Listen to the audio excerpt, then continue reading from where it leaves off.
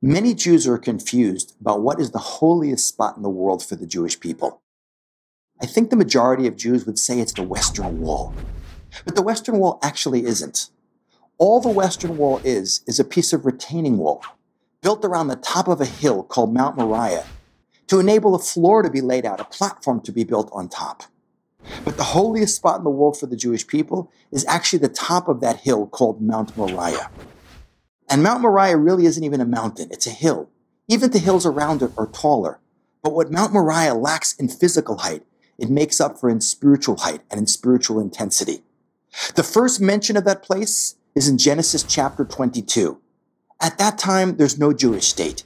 Abraham is a stranger in a strange land.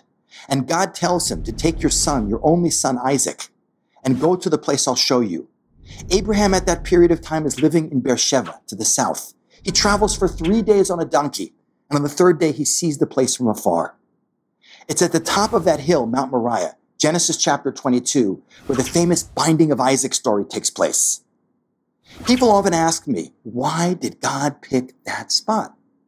I always give the same answer. You have to ask God.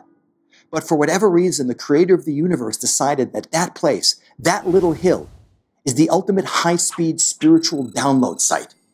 It's like a spiritual Wi-Fi hotspot.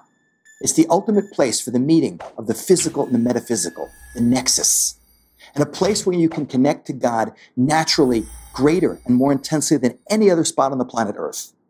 And therefore the spot to build what is the holiest object in the world for the Jewish people, which is the tabernacle, which in Hebrew is called the Mishkan. After the Jewish people leave Egypt, they go to Mount Sinai and get the Torah, and God says to them, "V'asuli mikdash v'shochanti b'tocham."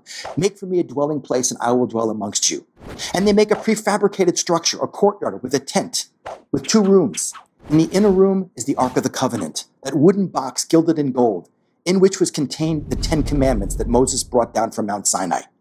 And for 40 years in the desert, that is a prefabricated structure that is reconstructed, broken down, travels around, and rebuilt again. And even for 440 years after the Jewish people enter the land of Israel, it sits in 4 different locations in the land of Israel, in Gilgal, Shiloh, Nov, and Givon.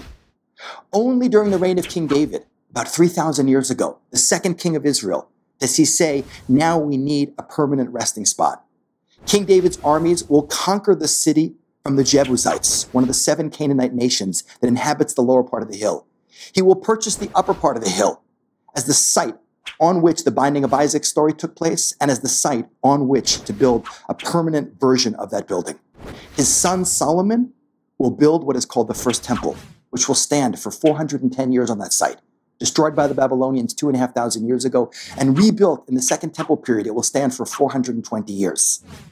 But for the last 2,000 years, since the Roman destruction of Jerusalem and the temple, the site has remained without a Jewish holy site. But even without a Jewish presence in the land of Israel, or Jewish sovereignty over Jerusalem, or a temple being there, that is the one and only holiest spot in the world for the Jewish people. And wherever Jews are, anywhere in the world, they're always praying towards the land of Israel. And in Israel, they pray towards Jerusalem. And in Jerusalem, they pray to the top of Mount MORIAH, the holiest spot in the world for the Jews. I'm Ken Spiro, and you're watching JTV.